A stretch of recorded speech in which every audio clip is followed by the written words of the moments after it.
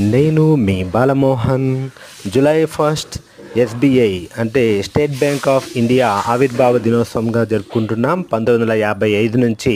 కానీ 1906లోనే bank of కలకత్తాగా ఇది ఆవిర్భవించింది. తర్వాత 1921లో ఇంపీరియల్ బ్యాంక్ ఆఫ్ ఇండియాగా మార్పు చెందింది.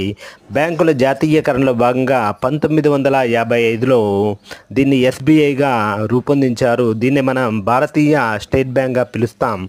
దీని ప్రధాన కార్యాలయం ముంబైలో ఉంది.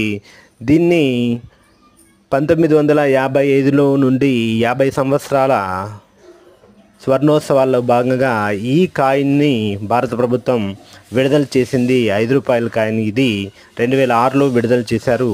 భారతదేశంలో అతిపెద్ద బ్యాంకుగా మనం ఎస్బీఐని చెప్పుకోవచ్చు.